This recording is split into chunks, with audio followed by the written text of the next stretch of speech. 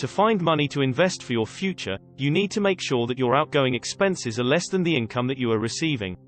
You need to develop an excess that you can have free to invest.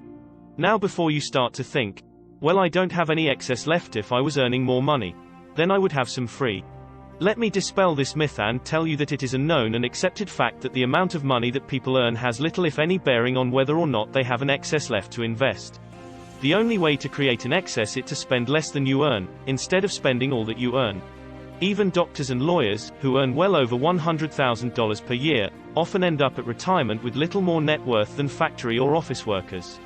Net worth is calculated by deducting the value of all the liabilities or loans you have from the income-producing assets owned to give you the net value of your income-producing assets.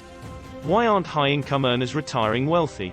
Why don't they end up with a greater net worth than someone on a low income? It is quite simple.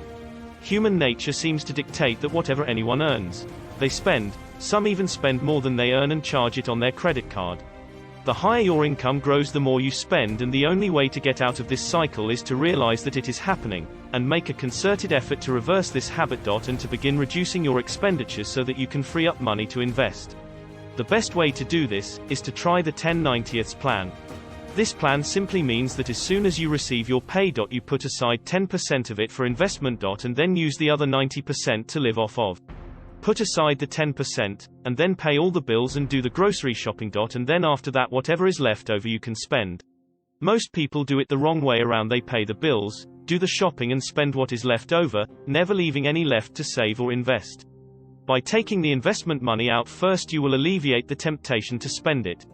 The road to wealth is not determined by how much you earn, but by how you utilize the income you have and how much you save and invest. You need to take control of your finances. One of the best ways to start having more control over your money is to find out where it has all been going, and then amend your spending habits to allow you to live within the 10/90ths plan. If you write down a list of your monthly net income, then in another column write down a list of the essential items that you have to spend money on. You should be able to work out an average for telephone, gas, electricity, insurances and rates from your previous bills. Work out an average of how much is spent on grocery shopping and petrol. If there are any other necessary utilities, include them as well.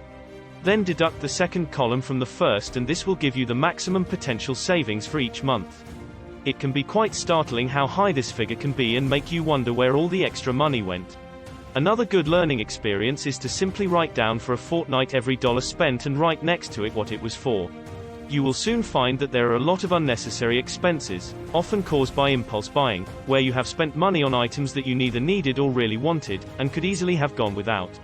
When you can begin to recognize these areas, and start to consider whether or not you are spending your money wisely, before you hand it over, then you will be beginning to take control over your money and are well on the way to embarking on your investment journey, which will enable you to have a financially secure future for you and your children.